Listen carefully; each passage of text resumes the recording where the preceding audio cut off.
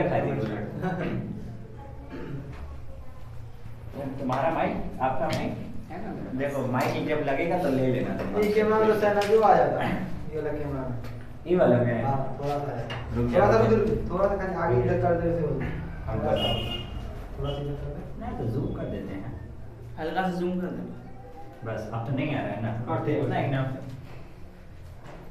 वाह शेख, आप पंखा रात चला रात दो, नॉइस हट जाएगा। नहीं पंखा वंखा मत चालू करो। ये वाला रेडी कर पंखा, वो तुम देखो। हां रेडी कर दे, ये चालू है?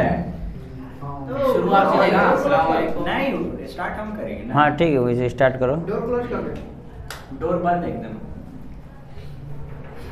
ये वाला देख लें आपका। क्या देख रहे हो मेरा? जल्दी थोड़ा टॉपिक वाला रिमाइंड हो जाएगा। टॉपिक इंजीनियर वाले जो वीडियो भेजे थे उसका कुछ करना है? नहीं, उसका बाद में करेंगे। हाँ ठीक है। सवाल कर देगा इंजीनियर वाला, सब स्टार्ट है। ये वाला ये वाला स्टार्ट, ये वाला नहीं है, ये आगे की है। आकाश, ये वाला हां स्टार्ट है, ठीक है। तुम लोग बैठ लो और गेट लॉक कर दो। नहीं, आलमगीर भाई आएंगे, अभी अच्छा, ठोकेंगे, ठीक, आवाज़ आएगा कुछ नहीं। स्टार्ट किया जाए। ऑन है ना? ऑन। अऊज़ु बिल्लाहि मिनश शैतानिर रजीम, बिस्मिल्लाहिर रहमानिर रहीम। रब्बी यस्सिर वला तुअस्सिर वतम्मिम बिल खैर वबिक नस्तईनु या फत्ताह रब्बी ज़िदनी इल्मा, अल्लाहुम्मा रब्बी ज़िदनी इल्मा। Welcome to our this podcast session with Sheikh and youths. आप तमाम लोगों का इस पॉडकास्ट सेशन में इस्तकबाल है और आज के हमारे इस पॉडकास्ट में जो खुसूसी मुकर्रिर और हमारे गेस्ट स्पीकर हैं, जो हमारे इस्लामिक स्टडीज़ टीवी के स्पीकर भी रह चुके हैं अल्हम्दुलिल्लाह, और मज़ीद ऑनलाइन ऑफलाइन बहुत हम लोगों के प्रोग्राम्स हमारे इस चैनल में आप लोगों को इससे पहले भी मिलती थी वीडियो के शक्ल में।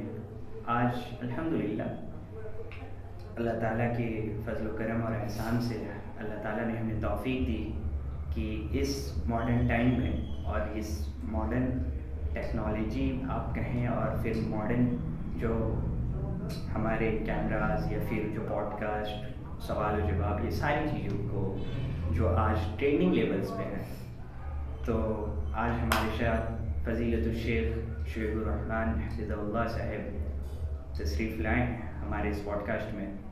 मैं शेख का तारुफ़ करवा रहा हूँ, आप लोग जैसे देख रहे हैं। अस्सलाम वालेकुम वरहमतुल्लाहि वबरकातुहू। वालेकुम अस्सलाम वरहमतुल्लाहि वबरकातुहू। जी शेख, और बताएं खैरियत से? अल्लाह का शुक्र है, अल्लाह रब्बुल आलमीन। जज़ाकल्लाह खैर, आपने हमारे इस सेशन के लिए अपनी कीमती वक्त को दिया। अल्लाह ताला आपके तमाम नेकियों को कबूल फरमाए। आमीन आमीन। अल्लाह आप लोगों की भी मेहनत को कबूल फरमाए। बारकल्लाह फीक। शेख, आज हमारे माशरे में, समाज में, सोसाइटी में यूथ के खुसूसी तौर पे जो मसाइल या फिर जो देखा जा रहा है कि अपने way of life, purpose of life के ताल्लुक़ से, यानी कि मकसद हयात जो नौजवान का है शेख, क्योंकि अल्लाह के रसूल सल्लल्लाहु अलैहि वसल्लम की हदीस है कि ये नौजवान उम्मत का बैकबोन है, रीढ़ की हड्डी है। और नौजवान शेख अक्सर अपने मामलात पे, एक नौजवान ऐसा है जो दीन पे है लेकिन दुनिया से गाफिल है, और एक नौजवान ऐसा है जो दुनिया में तो है लेकिन वो दीन से गाफिल है, और एक दीन पे है और दुनिया से गाफिल है। यानी कि दुनियावी एतबार से उसके पास में अच्छी अच्छी डिग्रियाँ हैं, डॉक्टर है, इंजीनियर है, लॉयर है, एडवोकेट है, लेकिन दीन के मामले पे उसे कुछ नॉलेज नहीं है, इल्म नहीं है।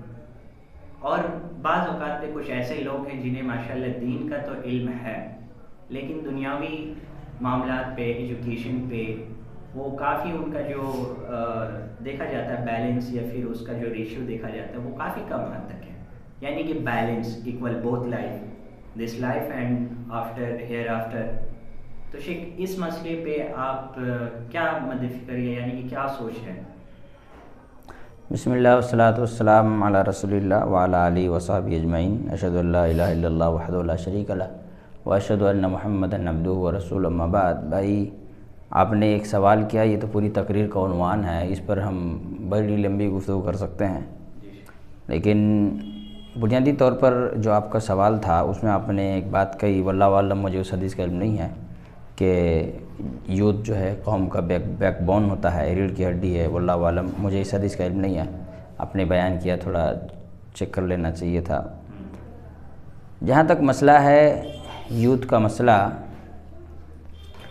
تو بنیادی طور پر آج کا جو ماڈرن ٹیکنالوجی کا زمانہ ہے، اس ٹیکنالوجی کے خیر بھی ہیں اور شر بھی ہیں۔ خیر یہ ہے کہ اس کے ذریعے سے الحمدللہ دعوت کا کام بڑا عام ہو رہا ہے۔ آپ دیکھیں گے حرم شریف کے خطبات کا لائیو ٹیلی کاسٹ ہوتا ہے، لوگ دیکھتے ہیں، اس کے ترجمے ٹیلی کاسٹ ہوتے ہیں، قرآن کے ترجمے ٹیلی کاسٹ ہوتے ہیں، حرم شریف کے علماء میں جو دروس ہوتے ہیں وہ ٹیلی کاسٹ ہوتے ہیں، ہمارے بہت سے مساجد میں الحمدللہ خطبہ وغیرہ ریکارڈ ہوتے ہیں، وہ ٹیلی کاسٹ ہوتے ہیں، بڑا اچھا کام ہے۔ لیکن بنیادی طور پر آپ اگر دیکھیں گے تو یہ جو ہم جس دور سے گزر رہے ہیں، یہ فیمنزم کی طرف جا رہے ہیں لوگ۔ سب کو مشہور ہونے کا شوق ہے کہ ہم کو مشہور ہونا ہے، ہمارے لائکس آنا چاہیے۔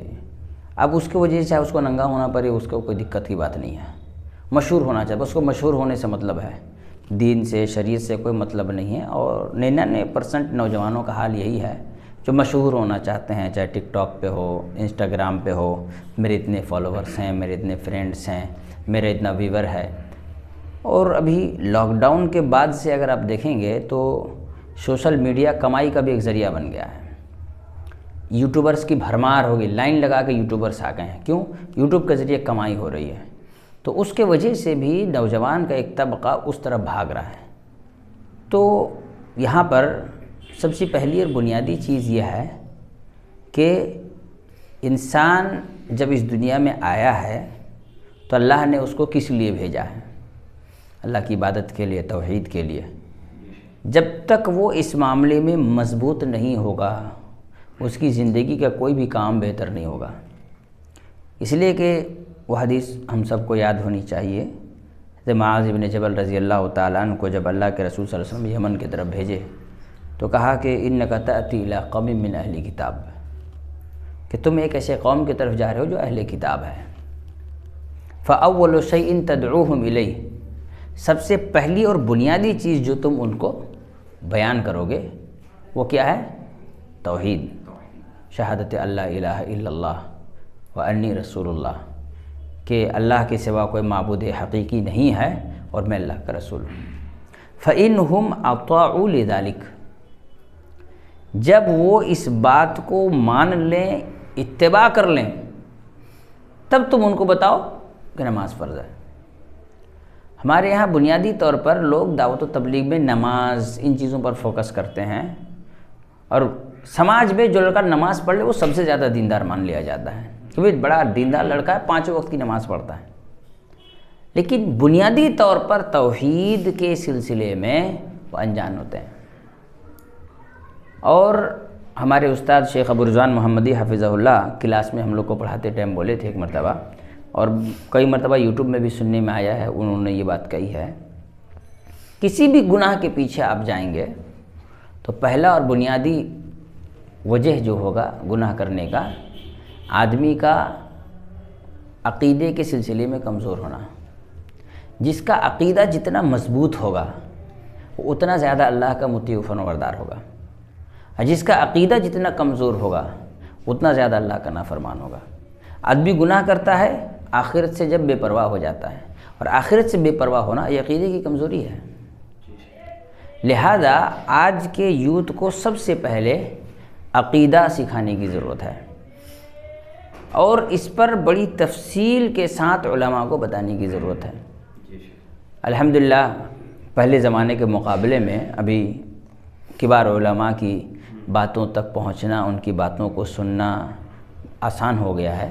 پہلے زمانے میں وسائل نہیں تھے، تو آپ آج بھی دیکھیں گے عربوں میں بڑے بڑے علماء وہ عقیدہ توحید پر درس دیتے ہیں۔ میں خود جانتا ہوں، شیخ محمد بن رمضان الحاجری حفظہ اللہ بنگلور آئے تھے 2012 میں، تو ان کو ایک مسجد ابو بکر میں اچانک پروگرام رکھ دیا گیا، ان کا کوئی پری پلان نہیں تھا، اچانک پروگرام رکھ دیا گیا، تو ہم لوگ دوڑے دوڑے پہنچے کہ شیخ کا درس ہو رہا ہے، جائیں۔ تو دیکھو ارکان ایمان پر درس دے رہے تھے، اور بڑی موٹی موٹی باتوں کو بڑی خوبصورتی کے ساتھ سمجھا رہے تھے۔ تو اب دیکھ لیں مدینہ کے جو مفتی ہیں شیخ صالح بن سعد السحیمی حفظہ اللہ، ان کے بہت سارے دروس ہیں جو عقیدے پر ہیں، بنیادی طور پر عقیدہ منہج سکھاتے ہیں۔ قرآن پر حدیث پر عمل کیا جائے اس طرح سے جس طرح صحابہ نے عمل کیا ہے، اس جذبے سے جس جذبے سے صحابہ اکرام نے عمل کیا ہے، وہ بتلاتے ہیں، وہ سکھاتے ہیں لوگوں کو۔ آج بھی حرم میں آپ دیکھیں گے خطبے کے لیے توحید کا موضوع سال میں کئی مرتبہ کئی تقریروں میں ان کا آ جاتا ہے۔ ہمارے یہاں ہندوستان میں سوچا تھا توحید ایک آؤٹ ڈیٹڈ سبجیکٹ ہے، جبکہ اس پر بار بار بولنے کی اور ہر بار سمجھانے کی اور دہرانے کی ضرورت ہے۔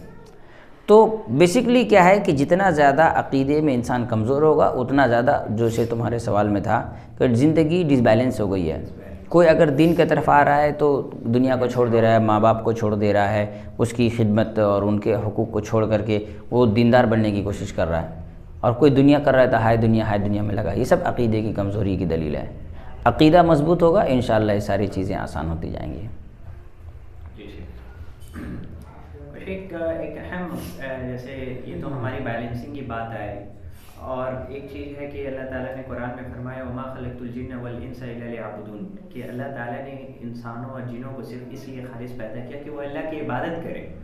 تو اس آیت کے کانٹیکسٹ میں ہم کیا سمجھیں کہ اللہ تعالیٰ یعنی کہ عبادت، اور کیا ایک انسان دن بھر روزہ نماز یہ ساری ہی چیز کرے اس کا مقصد حیات ہو، یا دین اور دنیا جو ایک اہم موضوع ہے جس میں اکثر دیکھا جاتا ہے انسان اس کو بیلنسنگ آج کے دور میں ایک ماڈرن دور میں یہ فیمنزم کا وقت میں ایک اسکول لائف اسٹوڈنٹ ہے، کالج لائف اسٹوڈنٹ ہے، ایسا کرتے کرتے اس کو آہستہ آہستہ مطلب جو سوسائٹی اور یہ ساری چیز اس کو ایتھیسٹ یا پھر ڈس بلیور بنا دیتے ہیں۔ بڑا خوبصورت سوال ہے، اللہ جزا خیر دے۔ یہ سوال اس اعتبار سے خوبصورت ہے کہ اللہ تعالیٰ نے انسان کو خالص اپنی عبادت کے لیے پیدا کیا۔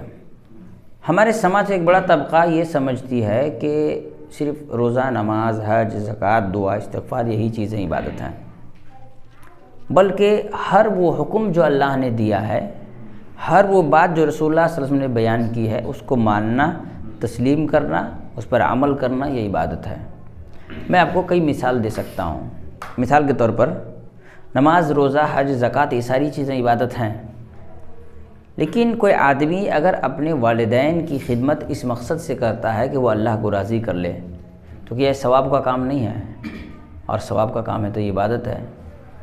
کوئی مسلمان کسی مسلمان سے اچھے اخلاق کے ساتھ مل رہا ہے تو اس میں ثواب ہے، یہ اللہ رب العالمین کی عبادت ہے۔ کالج لائف کا معاملہ جو آپ بتا رہے ہیں یہ بھی ایک بڑا امپورٹنٹ اور بہت ہی سینسٹیو ایشو ہے۔ میں بہت سارے بچوں کو جانتا ہوں جو کالج میں الحمدللہ اپنے غیر مسلم دوستوں سے یا ایسے لوگوں سے جو ایتھیزم کے جانب جا رہے ہیں ان سے مل کر ان کے تبلیغ کا دعوت کا کام کرتے ہیں، الحمدللہ اصلاح کا کام ہوتا ہے۔ تو اللہ کی عبادت کا مطلب یہ نہیں کہ مسجد سے نہ نکلو، یہ رہبانیت ہے جو دنیا کو چھوڑ دے اور اس میں چلا جائے، بلکہ آپ کالج بھی جائیں اور وہاں بھی لوگوں کو دین کی باتیں بتائیں۔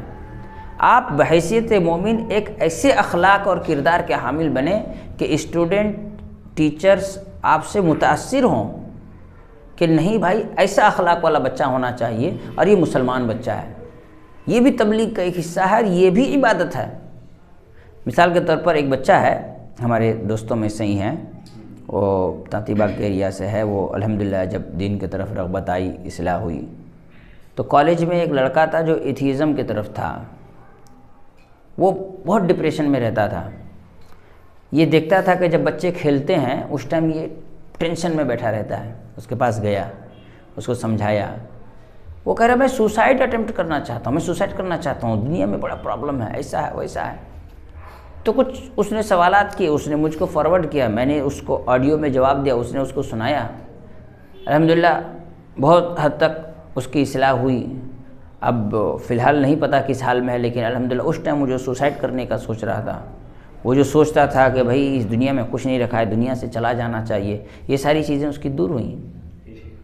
تو کالج لائف ایک ایسی زندگی کا موڑ ہے جہاں پر انسان بڑی بے فکری کے ساتھ دعوت و تبلیغ کا بھی کام کر سکتا ہے، اپنے اخلاق اور کردار کو سب سے پہلے سنوار کر کے، دوسرا دین کے بنیادی علوم سے اس کو واقفیت ہے، توحید سے اس کو واقفیت ہے تو اس کے بارے میں ذکر کر کے، ایک مسلمان کو پتہ ہے 5 وقت کی نماز مسلمان پر فرض ہے، وہ اپنے ایک ایسے دوست سے ملتا ہے جو نماز نہیں پڑھتا ہے، اس کو نماز کی طرف ترغیب دلا کر کے یہ سب کام کر سکتا ہے۔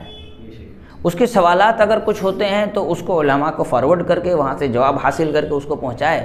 اس لیے کہ آپ کالج میں ہیں، آپ کے کالج میں کوئی لڑکا اگر ایسا ہے جس کو دین پر اعتراض ہے، وہ مجھ تک نہیں پہنچ پا رہا ہے، میں اس تک نہیں پہنچ پا رہا ہوں، آپ اس کے اعتراض کو آڈیو ریکارڈ کیجئے، ہم تک پہنچائیے، ہم اپنے بڑے علماء کو پہنچائیں گے، وہاں سے ہم جواب لے کر آپ کو دیں گے، آپ ان کو پہنچائیں گے۔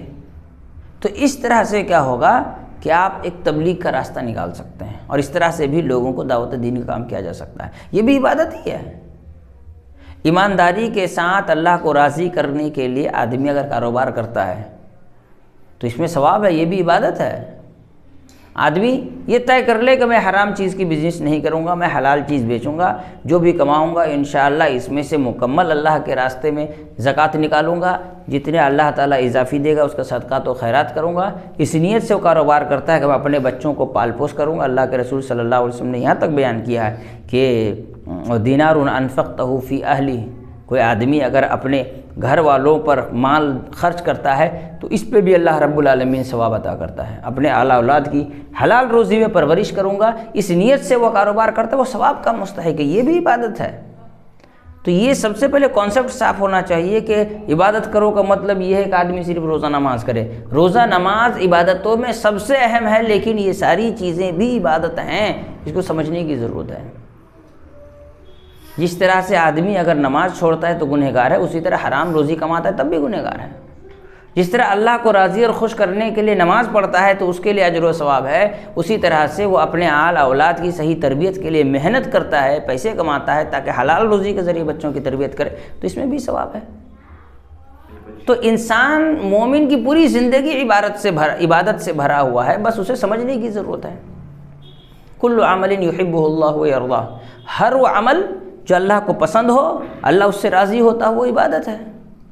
اب راستہ چلتے ہوئے کسی کو کہتے ہیں السلام علیکم ورحمۃ اللہ وبرکاتہ، عبادت نہیں ہے، عبادت ہے۔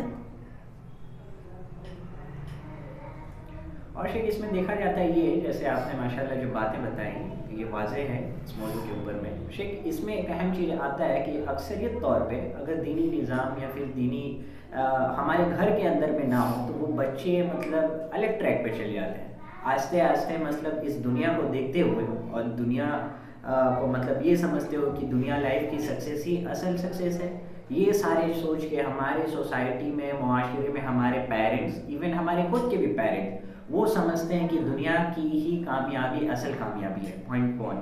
سیکنڈ پوائنٹ یہ ہے کہ اگر ہمارا گھر کا یعنی کہ بیسکس پرنسپل ہی اسٹرانگ نہ ہو، ہمارا بیس ہی اسٹرانگ نہ ہو تو ہم کیسے اس لیول تک اس چیز کو عمل کریں گے؟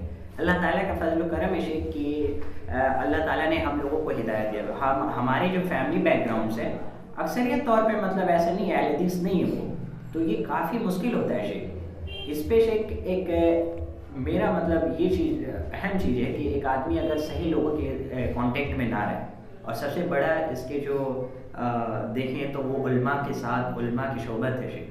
اور اب آج کے وقت میں دیکھا جا رہا ہے کہ لوگ علماء کو چھوڑ کے جو کچھ باتیں دین کی باتیں جان لیے ہیں یا چھوٹی کوئی بھی علم ہے اس کو لے کے وہ بڑے بڑے مسائل پہ فتویٰ دے رہے ہیں، تو شیخ یہ کیا ہے؟ کیا امپورٹینس ود علماء کے ساتھ کنیکٹ رہنا یہ ضروری ہے آج کے دور میں، یا انسان کہیں سے بھی دین کی بات سیکھ سکتا ہے؟ آپ نے کئی سوال کو ایک ساتھ جوڑ دیا ہے۔ اصل میں اس میں 2-3 چیزیں ہیں۔ پہلی چیز فیملی بیک گراؤنڈ ہے۔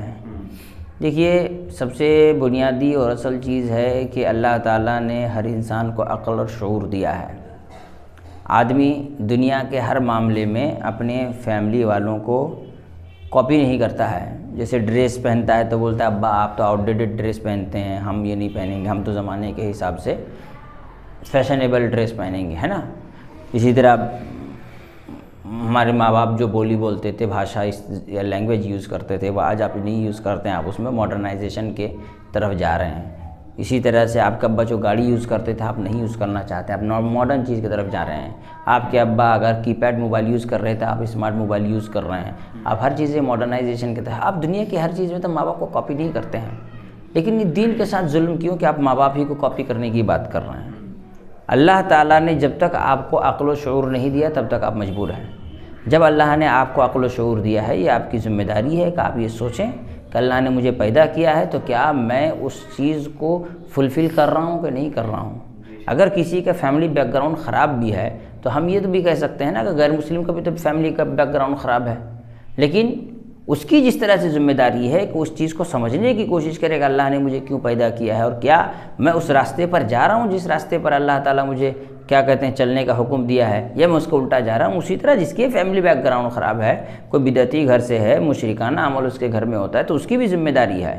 دیکھیے قرآن مجید میں اللہ تعالیٰ نے کیا کہا ہے سورہ ملک کے اندر کہ جب جہنمی جہنم کی طرف جائیں گے تو سألہم خزنتها، جہنم کے فرشتے ان سے پوچھیں گے الم یأتکم نذیر، کیا تم کو کوئی ڈرانے والا نہیں آیا تھا؟ وہ کہے گا کہ بلا قد جاءنا نذیر، ہاں کیوں نہیں، ڈرانے والا تو آیا تھا. فرشتے پوچھیں گے کہ جب آیا تھا بھائی تو پھر جہنم کی طرف کیوں آ رہے ہو، ادھر کیوں بھائی؟ تو کیا کہیں گے؟ قالوا، وہ کہیں گے لو کننا نسمع، کاش کہ ہم نے سنا ہوتا.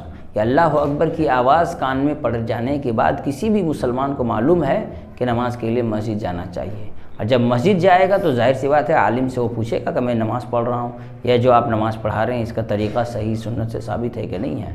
آپ جب سائنس پڑھتے ہیں تو آپ کہتے ہیں کہ بھائی تھیوری سے کچھ نہیں ہوگا، پریکٹیکل ضروری ہے. بنا پریکٹیکل کے بنا صرف تھیوری اگر پڑھائیں گے تو آپ سمجھ لیجیے کیمسٹری پڑھ رہے ہیں یا آپ کوئی اگر فزکس پڑھ رہے ہیں تو آپ کو سائنس لیب لے جا کے دکھایا جاتا ہے. آج کل ٹوائز آ گئے ہیں جس میں انسان کی ہیومن باڈی سمجھایا جاتا ہے، آپ ایک ایک پارٹ الگ کر سکتے ہیں، ہے نا، کہ یہ کڈنی یہاں لگے گا، پھیپھڑا یہاں لگے گا تو دل یہاں لگے گا، یہ کلیجی یہاں لگے گا تو ہاتھ یہاں لگیں گے، آنکھ یہاں لگیں گے، پورا ٹوائی آتا ہے. جب سائنس پڑھتا ہے تو بچے کو کلاس میں کھول کھول کے پورا دکھایا جاتا ہے. ٹھیک ہے، پہلے تو ہیومن باڈی کو کاٹا جاتا تھا، اب تو خیر ٹوائز آ گئے ہیں، آرٹیفیشل چیزیں آ گئے ہیں، اس کے ذریعے سے انسان کو پڑھایا جاتا ہے. ہر چیز میں اتنی تحقیق ہے تو پھر اسلام کے بارے میں انسان کے اندر کیوں یہ جذبہ نہیں پیدا ہوتا کہ وہ جاننے کی کوشش کرے کہ واقعی جو مولانا ہم کو دین بتا رہے ہیں صحیح بتا بھی رہے ہیں کہ غلط بتا رہے ہیں. کیوں نہیں پوچھتے ہیں کہ بھئی آپ مولانا آپ نے جو بتایا قرآن میں ہے کہ حدیث میں ہے. اور اس میں آپ لوگوں کی ذمہ داری بڑھ جاتی ہے کہ آپ کے فیملی میں بیک گراؤنڈ میں جو بھی ہے، آپ اسکول میں کالج میں محلہ میں کوئی لڑکا ایسا دیکھتے ہیں کہ فیملی بیک گراؤنڈ خراب ہے، آپ تو اس تک پہنچنے کی کوشش کریں، اس کو بلائیں اپنے مسجد میں. آپ بحث جھگڑا نہ کریں، لائیں مسجد کے امام سے ملائیں، ان کو بولیں کہ بھئی ان کو کچھ نصیحت کیجئے. اگر وہ مسجد نہیں آ رہا ہے تو کبھی چائے کے دکان پہ مولانا کے ساتھ بٹھا دیجئے، اس سے بات کروا لیجئے، کبھی بائک پہ چلتے ہوئے ساتھ میں بٹھا کے بات کروا لیجئے، کبھی سبزی مارکیٹ میں بلا کر کے وہاں پہ بڑے مولانا سے سلام کلام کر لیجئے کہ ٹھیک ہے ان سے ملیں گے، ان کا کچھ سوال آپ سے ہے. تو کیوریوسٹی پیدا کیجئے اس کے اندر کہ وہ پوچھنے کا شوق پیدا ہو، اس کے اندر دین جاننے کا کیوریوسٹی پیدا کرنے کے لیے آپ کوشش کیجئے. تو یہ ساری چیزیں ہوتی ہیں.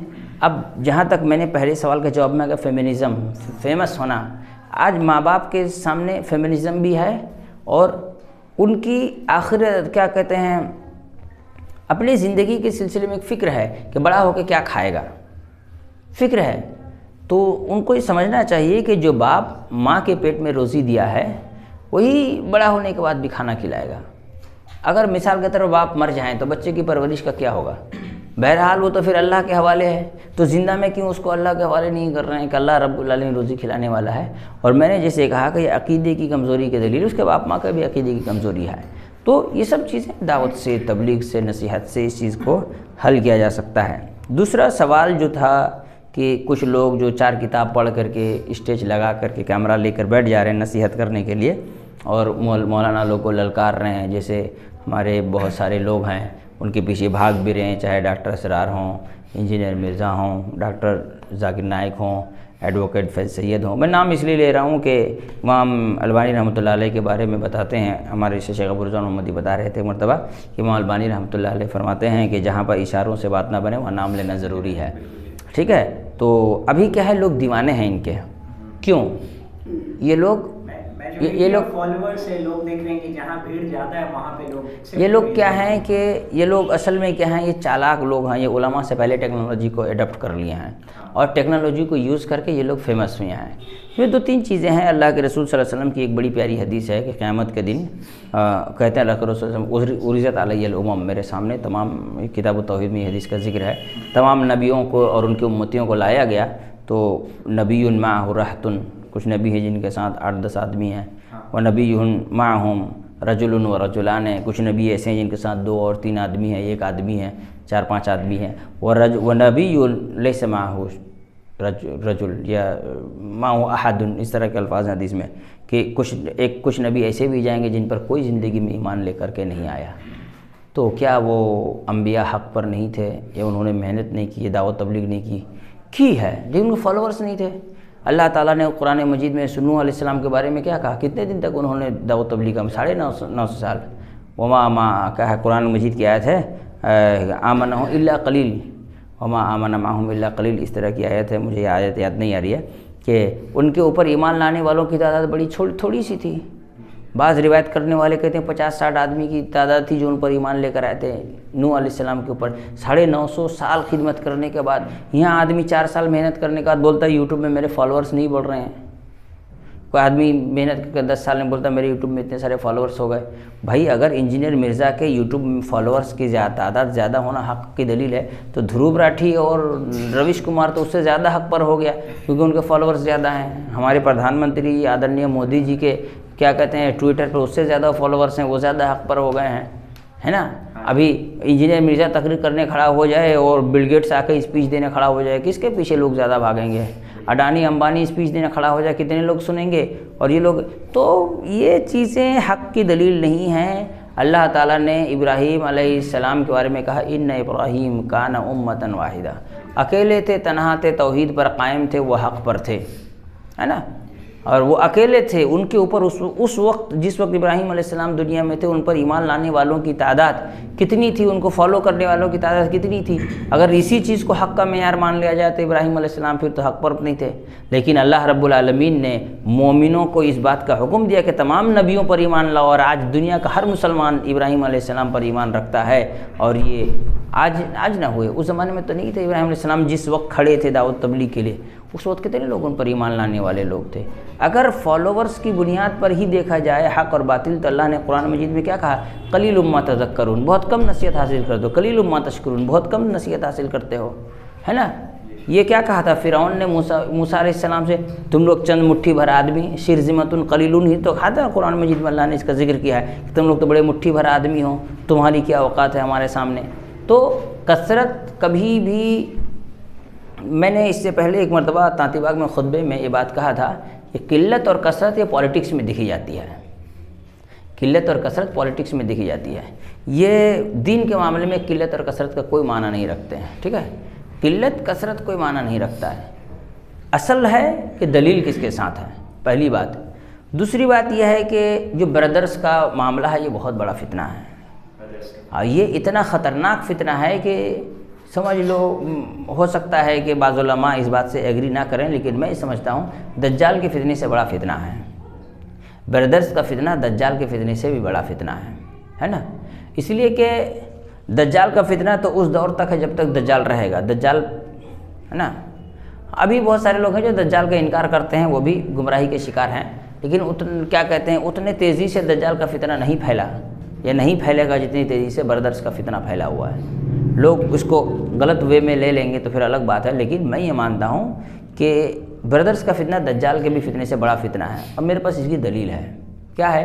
اللہ کے رسول صلی اللہ علیہ وسلم نے فرمایا کہ دجال سے بھی زیادہ خطرناک کوئی فتنہ اگر ہے تو وہ کیا ہے؟ ریاکاری ہے۔ بردرز کا سارا جھنڈ ریاکاری میں ہے۔ میں جھنڈ کہہ رہا ہوں، جھنڈ جانوروں کا ہوتا ہے، لیکن میں نے یہاں بھی جھنڈ کا لفظ استعمال کیا ہے۔ یہ پوری ٹولی، پورا جھنڈ کس میں؟ ریاکاری میں ہے۔ جہاں کثرت دیکھی جاتی ہے، جہاں بھیڑ دیکھی، جہاں فالوورز دیکھے جاتے ہیں، وہ ریاکاری ہی تو ہے، اور کیا ہے؟ وہ ریاکاری ہی ہے۔ اب دو بات، پہلی بات، سنن دارمی کے مقدمے میں امام دارمی رحمۃ اللہ علیہ ایک حدیث نقل کیے ہیں کہ حضرت عبداللہ بن مسعود رضی اللہ عنہ کے گھر میں لوگ بھیڑ لگا کے آئے ہوئے تھے، تے میں ایک صحابی غالباً ابو موسیٰ اشعری رضی اللہ تعالیٰ عنہ، یا کوئی دوسرے صحابی ہو سکتے ہیں، غالباً ابو موسیٰ اشعری رضی اللہ عنہ وہ ہیں، وہ آتے ہیں اور کہتے ہیں اما خرجہ ابو عبد الرحمن، کہ ابو عبد الرحمن حضرت عبداللہ بن مسعود ان کی کنیت تھی، وہ ابھی گھر سے نہیں نکلے، کہاں نہیں نکلے ہیں۔ جب نکلے تو انہوں نے کہا کہ میں نے ایک بڑی اجنبی چیز مسجد میں دیکھی ہے۔ کہا کہ کیا؟ کہا چل کے دیکھیے۔ لوگ دائرہ بنا کے سرکل بنا کے بیٹھے ہوئے ہیں، ایک ہاتھوں میں کنکر ہے، ایک آدمی کہتا ہے کہ کہو سبحان اللہ 100 بار، تو سب سبحان اللہ کہہ رہے ہیں، پھر کہتے ہیں کہو الحمدللہ 100 بار کہہ رہے ہیں، پھر کہتے ہیں لا الہ الا اللہ کہو 100 بار، اللہ اکبر کہو 100 بار۔ تو حضرت عبداللہ بن مسعود رضی اللہ عنہ نے اس صحابی سے کہا کہ آپ نے ان سے کیا کہا؟ تو انہوں نے کہا میں نے کچھ نہیں کہا، انتظار رأی کا، میں آپ کے فتوے کا انتظار کر رہا ہوں۔ ایک صحابی ایک عمل دیکھنے کے بعد اپنے سے بڑے صحابی کے رائے اور فتوے کا انتظار کر رہے ہیں، تو اس سے معلوم یہ ہوا جب بھی کوئی مسئلہ ہو اپنے سے بڑے عالم سے پوچھ کر کے اس کو حل کیا جائے، نہ کہ خود بھی مفتی بنا جائے۔ اب برادرز لوگ خود مفتی بنے ہوئے ہیں، پہلا سوال۔ دوسرا، قرآن مجید میں موسیٰ علیہ السلام کا ذکر ہے۔ موسیٰ علیہ السلام جب پہاڑ پر چلے گئے تھے تو اپنے بھائی حضرت ہارون علیہ السلام کو اپنی نیابت میں چھوڑ کے گئے تھے کہ تم دیکھ بھال کرنا۔ جب شرک کا فتنہ شروع ہوا، سامری والا گائے والا واقعہ، تو حضرت ہارون علیہ السلام نے لوگوں کو سمجھایا، لیکن کسی بھی قسم کی شدت اختیار کرنے سے اجتناب کیا۔ ہاں، موسیٰ علیہ السلام نے پوچھا ایسا کیوں کیا؟ تو وہ کہتے ہیں کہ میں آپ کا انتظار کر رہا تھا، نبی ہونے کے باوجود جو ان سے بڑے ہیں ان کے رائے، مشورہ اور ان کے حکم کا انتظار کر رہے ہیں۔ یہ دونوں چیزیں بتلاتی ہیں کہ ہمیشہ اپنے سے بڑے کبار علماء سے رجوع کرنا چاہیے، نہ کہ آدمی کو خود ہی فتویٰ دینا چاہیے، ہے نا، خود ہی فتویٰ نہیں دینا چاہیے، ہمیشہ کبار علماء سے رجوع کرنا چاہیے۔ ہمارے ملک ہندوستان میں جیسے شیخ ظفر الحسن مدنی حفظہ اللہ ہیں، شیخ رضا اللہ عبد الکریم مدنی حفظہ اللہ ہیں، اور بڑے ہی اچھے عالموں میں حضرت مولانا اشفاق سلفی حفظہ اللہ ہیں۔ میں اشفاق سلفی صاحب کا ایک واقعہ بتا رہا ہوں۔ ابھی ہم لوگ کے یہاں اتر دناج پور میں امام البانی رحمۃ اللہ علیہ ایک کانفرنس کیا ہوا تھا۔ ہمارے ایک استاد ہیں شیخ عبدالعزیز فیضی صاحب، انہوں نے تقریر کرتے ہوئے اشفاق سلفی صاحب کو عربی میں کہا فقیہ الدہر یا فقیہ العصر، یعنی آج کے ون آف دا بیسٹ مفتی، فقیہ العصر یعنی آج کے بہت بڑے مفتی، یہ لفظ انہوں نے استعمال کیا۔ شیخ اشفاق سلفی صاحب کھڑے ہوئے تو کہا کہ عبدالعزیز فیضی صاحب ہمارے بڑے قریبی ہیں، بڑے اچھے دوست ہیں، میں ان کو بہت دنوں سے جانتا ہوں، لیکن انہوں نے میرے شان میں غلو کیا، واللہ ان کا سارا ظہری، یہ شیخ اشفاق کا جملہ ہے کہ انہوں نے میری کمر توڑ دی۔ پھر انہوں نے کہا کہ اللہ کی قسم واللہ میرے سامنے کوئی بھی مسئلہ آتا ہے، جب تک میں شیخ عثیمین کو، شیخ البانی کو، شیخ ابن باز کو، شیخ ابن القیم اور امام ابن تیمیہ کو، اس طرح کئی عالموں کا ذکر ہے، ان لوگوں کو جب تک نہیں پڑھتا ہوں میں فتویٰ نہیں لکھتا ہوں یا فتویٰ نہیں دیتا ہوں۔ سوچئے ایک عالم جو 30 سال 35 سال حدیث کا درس دیا ہو، فقہ کا درس دیا ہو، تفسیر پڑھایا ہو، ان کے طلباء آج مدینہ سے PhD کر کے دنیا بھر میں دعوت و تبلیغ کے کام کر رہے ہوں، سینکڑوں کی تعداد میں جن کے طلباء ہوں، وہ کہتے ہیں کہ واللہ قسم کھا کے کہتے ہیں جب تک میں شیخ عثیمین کو، شیخ ابن باز کو، شیخ البانی کو، شیخ امام ابن تیمیہ کو، امام ابن القیم الجوزی کو اور دیگر بڑے بڑے علماء کو نہیں پڑھ لیتا ہوں، میں اپنی زبان نہیں کھولتا ہوں۔ تو ان لوگوں کو کیا سوچنا چاہیے جن لوگوں کو ابھی اگر عربی کی ایک لائن دے دی جائے بنا زیر زبر کے تو شاید قرآن کی آیت بھی نہ پڑھ پاتے ہوں۔ زبر زیر لگایا ہوا بھی تو غلط پڑھتے ہیں، لیکن میں نے کہا اگر بنا زیر زبر لگائی ہوئی قرآن کی آیت دے دیں تو جو نہ پڑھ پاتے ہوں ان کا کیا حال ہے۔ دوسری بات، برادرز کا جو فتنہ ہے اس نے فیمنزم کو بہت زیادہ ہوا دیا ہے۔ ہاں، ہر کوئی اب ٹائی کوٹ پہن کے ذاکر نائک بننے کا شوق میں آ گیا ہے، ہر کوئی پگڑی باندھ کے انجینئر مرزا بننے کا شوق میں آ گیا ہے۔ اس نے لوگوں کو علماء سے دور کر دیا ہے، اور اللہ کی قسم علماء سے دور ہونا دین اسلام سے دور ہونا ہے۔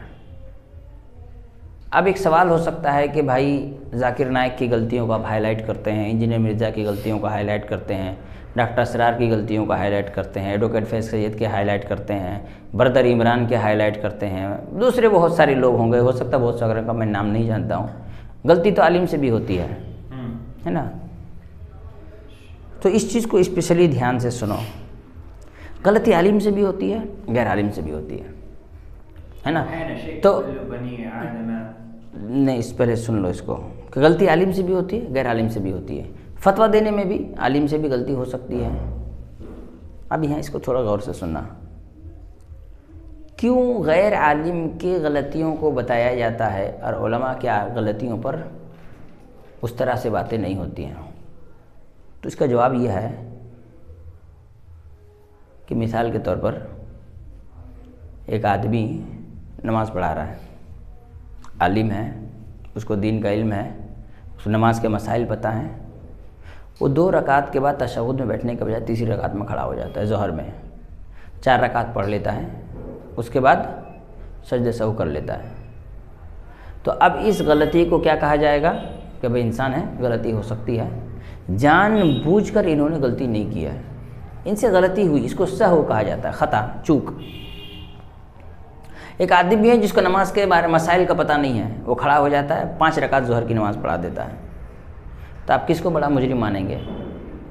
جس کو علم نہ ہونے کے باوجود مصلی پر کھڑا ہو گیا نماز پڑھانے کے لیے اور غلطی کی. وہ جب تم کو پتہ نہیں تھا مصلی پہ کھڑے کیوں ہوئے.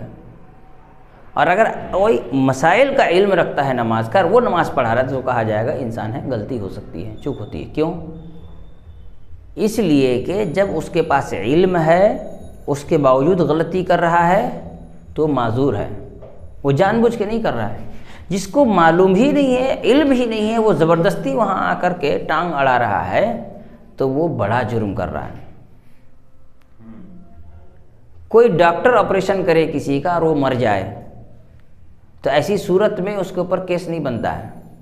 لیکن کوئی اناڑی آپریشن کرنے جائے اور وہ مر جائے تو اس پر کیس بھی ہوگا اور جرمانہ بھی ہوگا کہ بھئی تم کو علم نہیں تھا، تم گئے کیوں. ویسے ہی اللہ کے رسول صلی اللہ علیہ وسلم نے فرمایا کہ اگر کوئی حاکم اجتہاد کرے اور صحیح فیصلہ کرے اس کے لیے ڈبل اجر ہے، اور کوئی حاکم اجتہاد کرے اس سے غلطی ہو تو اس کے لیے 1 نیکی ہے.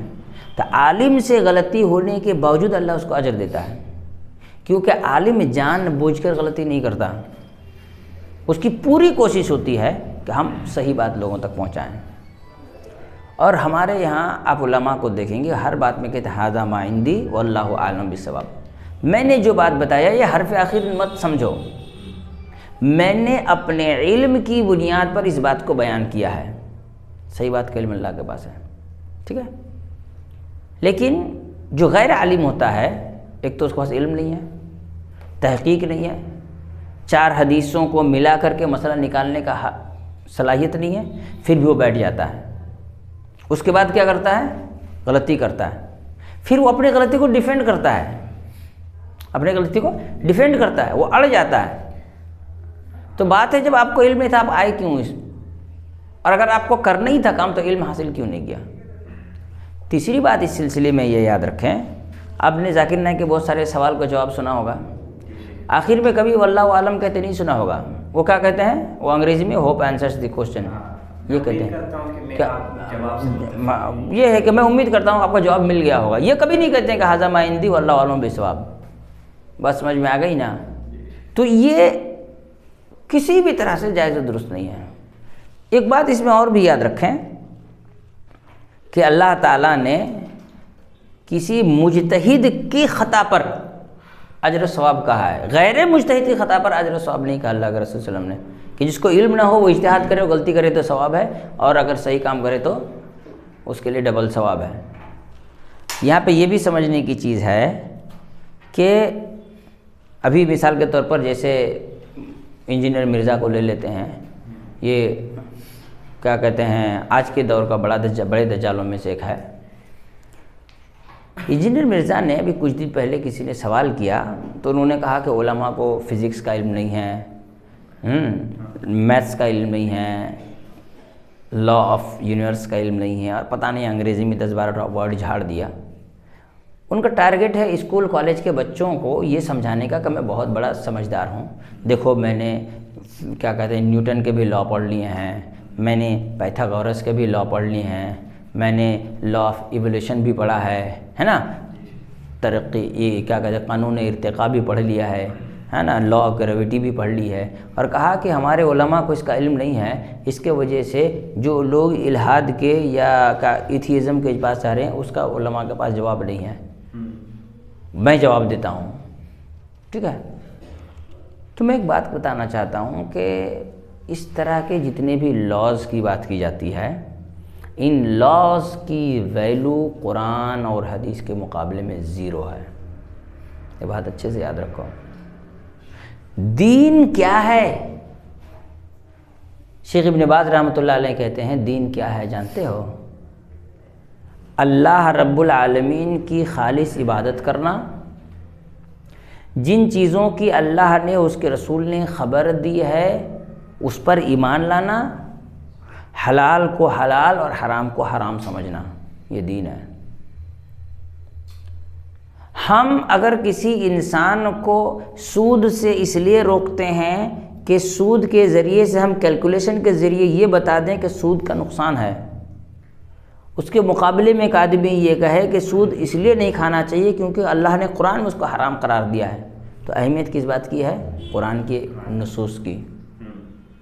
جیسے مثال کے طور پر انجینئر مرزا نے کچھ دن پہلے ایک ویڈیو میں کہا، جو میں ویڈیو تم کو بھیجا تھا، اگر ڈاؤن لوڈ کر کے رکھو اس کو، اس میں کیا کہا کہ انجینئر مرزا نے ایک سوال اٹھایا کہ لوگ یہ کہتے ہیں نا کہ بھائی کہ اللہ کو کس نے پیدا کیا، یہ لوگ سوچتے ہیں اور اس کا جواب علماء نہیں دے سکتے، میں دے سکتا ہوں۔ ہم یہ کہتے ہیں اس سلسلے میں کہ انسان کی سوچ پر اللہ رب العالمین نے پابندی لگا دی ہے کہ اس سوال کے بعد تم آگے سوچنے کا حق نہیں رکھتے ہو۔ اگر تمہارے ذہن میں ایسا آتا ہے تو تم یہ کہو، جیسے حدیث میں اللہ کے رسول صلی اللہ علیہ وسلم نے فرمایا کہ یہ اگر آ جائے تو تم استغفار کرو، کلمہ پڑھو، ہے نا؟ انسان کو گدھوں کے طرح مکمل چھوٹ نہیں دے دی ہے، جس کو اردو میں کہا جاتا ہے شتر بے مہار، کہ جس کا ذہن اور اس کا کوئی کنٹرول نہ ہو، جو چاہے سوچ لے۔ نہیں، آپ مسلمان ہیں تو آپ کے اوپر پابندی ہے کہ آپ یہ چیز نہ سوچیں، اگر ذہن میں آتا ہے تو اس کو زبان تک نہ لائیں۔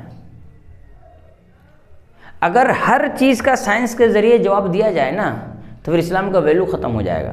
مثال کے طور پر معجزہ جو ہیں، میریکلز، جو معجزات ہیں، ہے نا؟ جو معجزات ہیں، معجزہ تب ہے جو وہ ناممکن چیز ممکن ہو۔ اگر سائنس کے ذریعے آپ پاسبل بتا دیے تو پھر وہ ناممکن نہیں رہا۔ معجزہ، عاجز کرنے والی چیز، یہ معجزہ کیسے کہتے ہیں؟ معجزہ، عاجز کرنے والی چیز، جو سائنٹیفکلی پروف نہ کیا جا سکتا ہو، وہی معجزہ ہے۔ مثال کے طور پر اللہ کے رسول صلی اللہ علیہ وسلم کی 2 انگلیوں کے بیچ سے پانی نکل رہا تھا۔ اب سائنٹیفکلی پروف کیجئے کہ انگلیوں کے بیچ سے پانی نکل سکتا ہے، خون نکلے گا بھائی، کاٹو تو۔ اور کوئی کیمیکل ڈال کے خون سے پانی کو الگ کرنے کا اب تک کوئی تھیوری نہیں آیا ہے۔ تو یہی معجزہ ہے۔ سائنٹیفکلی جس چیز کو کیا جانا پاسبل اور معجزہ کیسے ہوا؟ وہ تو کوئی بھی کر لے گا پھر بعد میں۔ لہذا جو چیز سائنٹیفکلی پروف نہ کیا جا سکے اور وہ ہو، وہی معجزہ ہے۔ اللہ کے رسول صلی اللہ علیہ وسلم اپنے انگلیوں سے اشارہ کیے، چاند کے 2 ٹکڑے ہو گئے۔ اب سائنٹیفکلی آدمی کتنا بھی کر لے، بڑا سا لیزر لائٹ لے، ریڈیشن کے ذریعے چاند کے 2 ٹکڑا کرنے کی کوشش کرے، راکٹ مار کے چاند کے 4 ٹکڑا کرنے کی کوشش کرے، پاسبل نہیں ہے، اور انگلیوں کے اشارے سے ہوا، اسی کو معجزہ کہتے ہیں۔ اب اگر آپ معجزات کو بھی سائنٹیفکلی پروف کرنے بیٹھ گئے تو پھر معجزہ نہیں رہے گا۔ اس سائنس نے جہاں دین کو سمجھنے میں آسانی دی ہے تو وہیں اس سائنس نے انسان کو دور بھی کیا ہے دین سے۔ مثال کے طور پر سورج اور چاند کا گرہن، پہلے زمانے میں سورج چاند گرہن لگنے سے آدمی ڈر جاتا تھا، یہ کیا ہو رہا ہے، اللہ کی طرف رجوع کرتا تھا۔ اب وہ پڑھ لیا ہے سائنس میں کہ زمین اور سورج کے بیچ میں چاند آ جاتا ہے تو سورج گرہن لگ جاتا ہے، اور چاند اور سورج کے بیچ میں زمین آ جاتا ہے تو چاند کو گرہن لگ جاتا ہے، تو آدمی کو خوف ہی ہونا بند ہو گیا، جبکہ ان دونوں چیزوں کو بیچ میں لانے والی ذات اللہ کی ہے، یہ بھول گیا انسان۔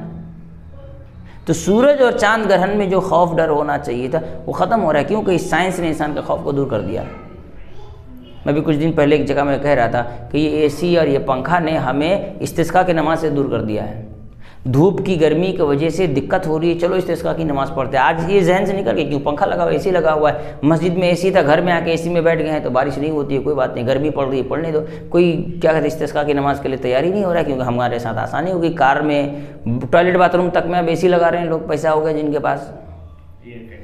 ہاں تو میں یہ کہہ رہا ہوں کہ سائنس نے جہاں دین سمجھنے میں آسانی کی ہے، وہی سائنس کو زیادہ اپنانے کی وجہ سے جو نیچری لوگ ہوتے ہیں نا، جس طرح سر سید ایک نیچری تھا ہے نا، وہ ہر بات کو نیچر اور اپنی فکر سے دیکھیے. دین پر عمل کرنے کا مطلب قرآن اور حدیث میں جو باتیں بتائی گئی ہیں اس کا جو معنی اور مطلب نبی نے بتایا ہے، صحابہ نے لیا ہے، وہی معنی مطلب قرآن مجید کا ماننا، اس پر عمل کرنا. ہر چیز میں اپنے طرف سے دیکھیے. اسلام وہ دین نہیں ہے جس میں موڈیفائی کیا جا سکے. موڈیفیکیشن کی کوئی گنجائش نہیں اسلام میں ہے. اسلام کو ماڈرنائز کرنے کی ضرورت نہیں ہے. اللہ تعالیٰ نے اسلام کو ایسا بنایا، خود سے ماڈرن ہے، اس کو الگ کرنے کی کوئی ضرورت نہیں ہے. اس پر بڑی ہم لمبی گفتگو کر سکتے ہیں. بردرس کا فتنہ، اس کے نقصانات کیا ہیں. بنیادی طور پر اس نے لوگوں کو متکبر بنایا ہے. جو بردرس کو سنتا ہے وہ علماء کو چیلنج کرتا پھرتا ہے. تکبر. امام بخاری نے کبھی کسی کو چیلنج کیا ہو؟ امام مالک نے چیلنج کیا ہو؟ محدثین نے کبھی کسی کو چیلنج کیا ہو؟ اس کو کچھ نہیں آتا، وہ آئے مجھ سے بات ہے تو دنیا میں کوئی اس سوال کا جواب نہیں دیا جا سکتا ہے. Damage has been done.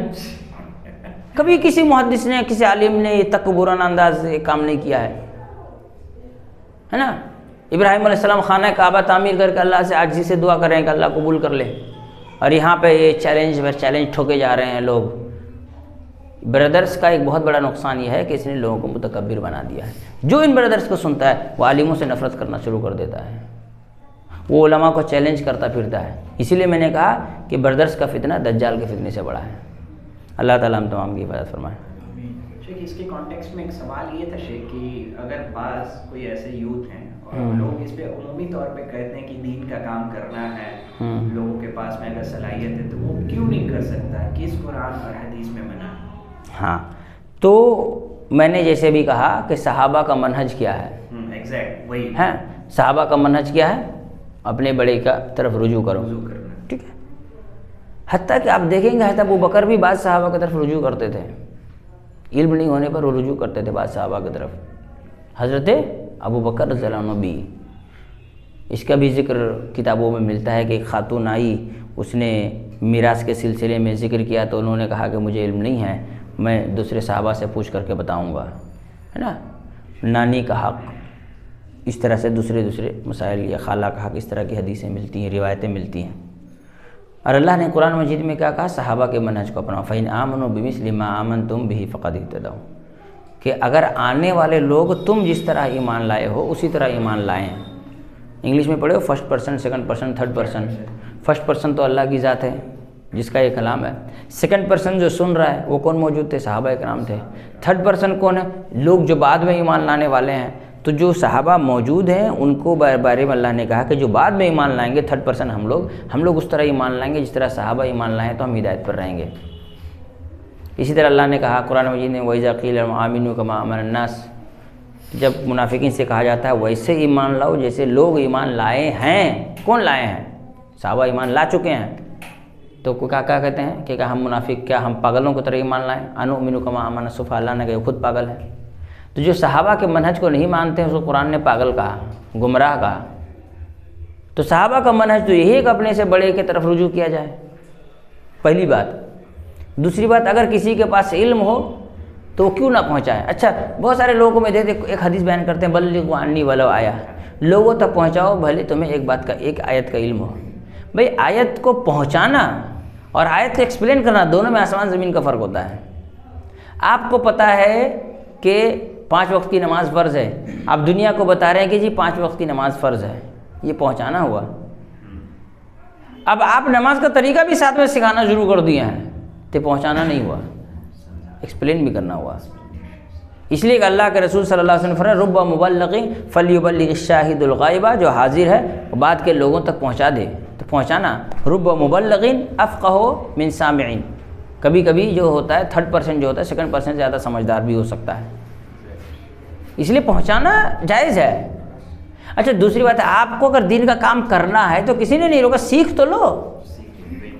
کس نے منع کیا ہے؟ انجینئر مرزا کو کس نے منع کیا ہے کہ وہ علماء کے پاس جائے؟ بڑے بڑے علماء ان کے ملک میں پروفیسر عبداللہ ناصر رحمانی ہیں اور ارشاد الحق اثری ہیں اور دوسرے علماء ہیں، ان کے پاس جائیں، ان سے علم حاصل کریں اور پھر صحابہ کے منہج میں لوگوں کو دین تک پہنچائیں۔ ہمارے یہاں اتنی بڑی مثال شیخ ابو زید ضمیر حفظہ اللہ کی ہیں، وہ بھی تو کسی مدرسے سے فارغ نہیں ہے، شوق ہوا تو انہوں نے علم حاصل کی، باقاعدہ علماء کے پاس جا کر علم حاصل کی، اور آج بھی وہ بڑے بڑے علماء ہی کے حوالے سے باتیں کر رہے ہیں اور لوگ سنتے ہیں، اور بڑے بڑے مدرسوں میں ان کو بلایا جاتا ہے۔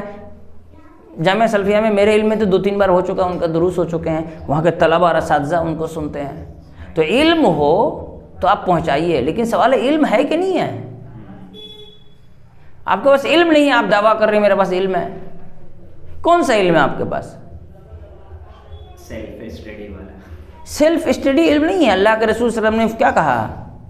انما العلم من التعلم، غالباً اسی طرح کی روایت ہے کہ علم استاد سے سیکھا جاتا ہے، تعلم سے آتا ہے۔ سیلف اسٹڈی کے ذریعے سے اگر سب کچھ ہو جاتا تو اللہ قرآن نازل کرتا، نبی کو کیوں بھیجتا؟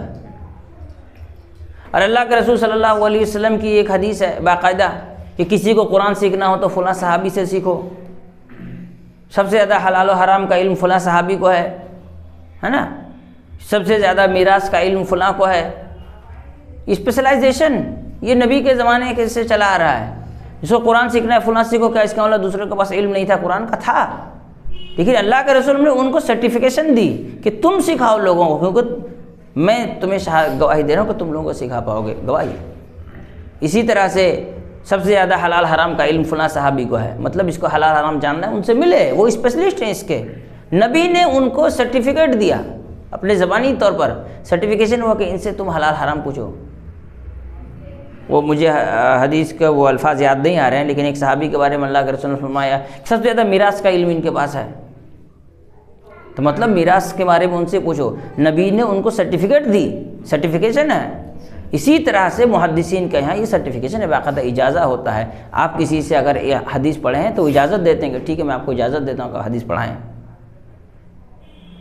بہت بڑے محدث گزرے ہندوستان میں، میاں نذیر حسین محدث دہلوی رحمۃ اللہ علیہ، وہ حدیث پڑھانے بیٹھے کب؟ جب ان کے استاد شیخ عبد القادر محدث رحمہ اللہ جو تھے، یہ ہاں عبد القادر جن کا نام ہے، نہیں شیخ اسحاق محدث دہلوی رحمۃ اللہ علیہ، شیخ اسحاق محدث دہلوی رحمۃ اللہ علیہ نے ان سے کہا کہ تم میرے جگہ میں حدیث پڑھاؤ، تو وہ حدیث پڑھانا شروع کیے۔ اساتذہ طلباء کو اجازت دیتے ہیں پرکھ کر کے، امتحان لے کر کے۔ دنیا کا کوئی ایک عالم ہو جس نے انجینئر مرزا کو اور اس جیسے بھیڑ ٹولیوں میں جو لوگ کھڑے ہیں ان کو اجازت دی ہو، کہا تم دین کا علم، تمہیں علم ہو گیا ہے، اب تم یہ کر سکتے ہو۔ سیلف اسٹڈی کر کے کوئی لائر نہیں بن سکتا ہے، کوئی انجینئر بن نہیں سکتا ہے، کوئی ڈاکٹر نہیں بن سکتا ہے۔ سیلف اسٹڈی کے ذریعے آدمی عالم بن جائے گا۔ سیلف اسٹڈی کے ذریعے جب عالم بنتا ہے تو کیا خرابی ہوتی جانتے ہیں؟ وہ صحیح چیز کو غلط اور غلط چیز کو صحیح کہتا ہے۔ جیسے ایڈوکیٹ فیض نے کہا مکروہ وہ حرام ہے جس میں کراہت بھی ہے، مکروہ حرام سے بڑا گناہ ہے، جبکہ مکروہ حرام سے چھوٹا ہے۔ مکروہ عمل تو ناپسندیدہ ہے لیکن اس میں اللہ نے گناہ نہیں رکھا، لیکن حرام میں گناہ ہے۔ اس نے کہا مکروہ حرام سے بڑا ہوتا ہے۔ بڑی باریکی ہوتی ہے، عربی زبان سے جو آدمی ناواقف ہو اس کو دعوت تبلیغ کام ہی نہیں کرنا چاہیے، اس لیے کہ ٹرانسلیشن میں غلطی ہو سکتی ہے۔ جو زبان سے واقف ہوگا اس لفظ کا بھی صحیح معنی جانتا ہوگا، لفظ کا تو صحیح علم ہونا چاہیے۔ تو دین کی حفاظت کے لیے پہلی اور بنیادی شرط یہ ہے کہ دین علماء سے لیا جائے، نہ کہ ہر کسی سے دین سیکھا جائے۔ اور سوال یہ ہے نا کہ کہاں منع ہے کہ کسی سے علم نہ لو، ہے نا؟ تو اس بارے میں سن لو، کسی بھی انسان کے بات کو صحیح ماننے کے لیے شریعت نے گواہی کی شرط رکھی ہے کہ نہیں؟ کہ 2 آدمی گواہی دے، گواہی دیں گے کہ ہاں یہ آدمی جو بول رہا ہے سچ بول رہا ہے۔ تو گواہی کا سسٹم ہے اسلام میں، اسی گواہی پر پورا اسماء و رجال ہے۔ محدثین کے ہاں کہ ایک عالم کہتا ہے کہ یہ آدمی ثقہ سے حدیث لی جا سکتی تو آدمی لیتا ہے، جن کہتے ہیں یہ آدمی ضعیف ہے تو اس سے لوگ حدیث نہیں لیتے ہیں۔ تو گواہی کا سسٹم اسلام میں ہے۔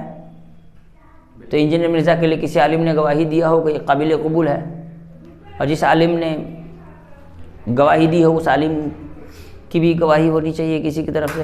جیسے امام بخاری کسی کے بارے میں کہتے ہیں لا باس بھی ہے، اس سے حدیث لینے میں کوئی دقت کی بات نہیں ہے، اس سے حدیث لی جاتی ہے.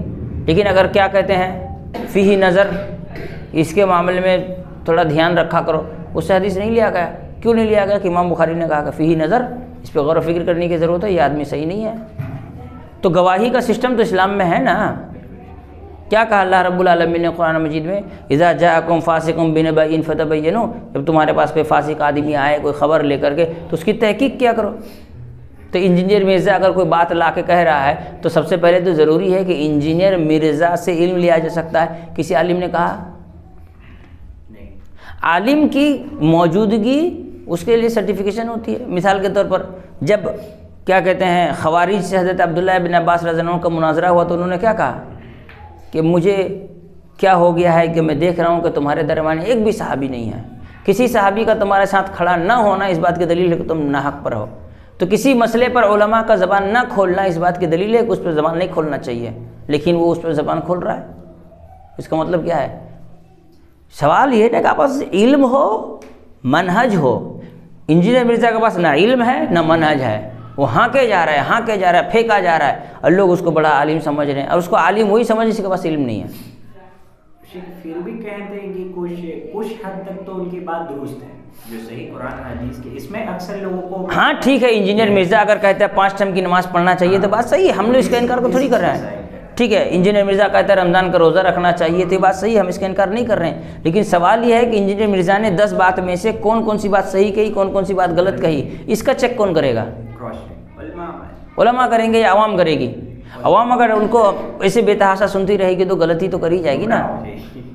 اور وہی ہو رہا ہے کہ انجینئر مرزا نے نئے سرے سے صحابہ اکرام کی اس دشمنی کو ایجاد کیا ہے، جنم دیا ہے جو صحابہ کی دشمنی منافقین میں پائی جاتی تھی، جو یہود و نصارہ کے یہاں پائی جاتی تھی، جو شیعوں کے یہاں پائی جاتی تھی، اس کو انجینئر مرزا نے نئے سرے سے جنم دیا ہے.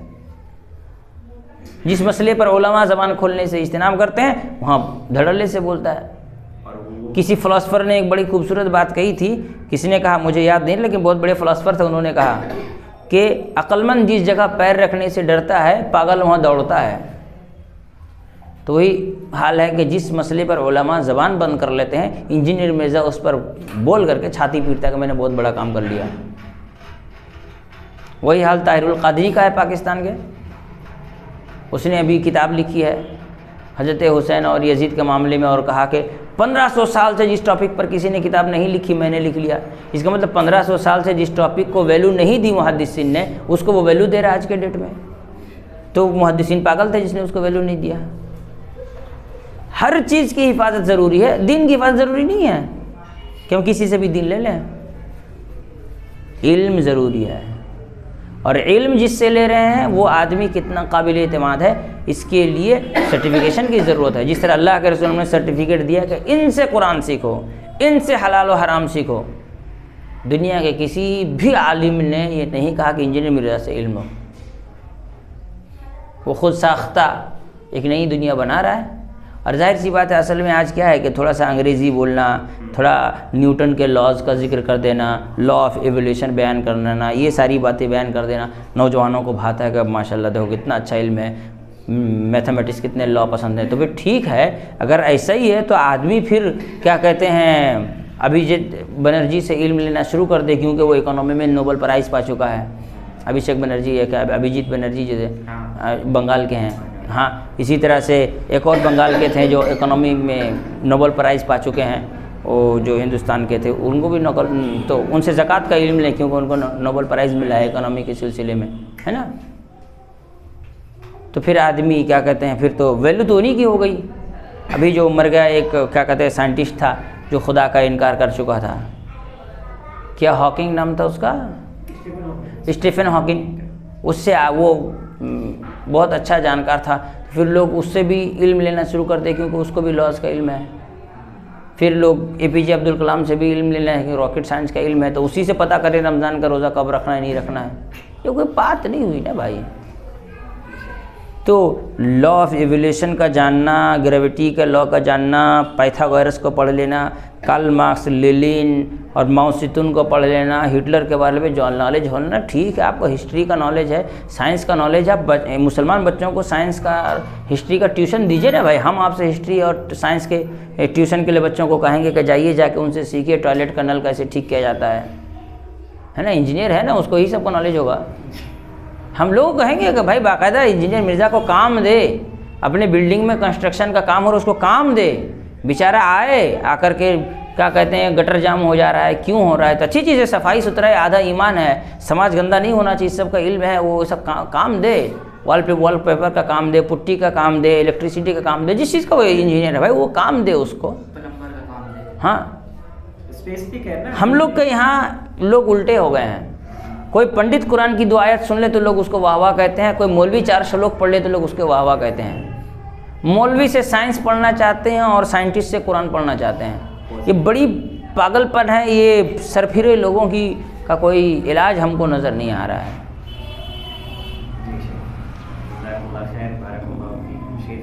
بارک اللہ.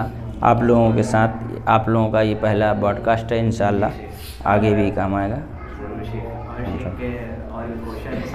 بہت ساری تھی لیکن وقت شیخ اجازت نہیں دیتے ہیں. نہیں، آپ کے سوالات بھی لمبے ہو جاتے ہیں، میرا جواب بھی بہت لمبا ہو جاتا ہے، تو نیکسٹ ٹائم اچھی تیاری کیجیے گا. ٹھیک ہے، اللہ تعالیٰ آسانی کا معاملہ فرمائے. السلام علیکم ورحمۃ اللہ وبرکاتہ. وعلیکم السلام.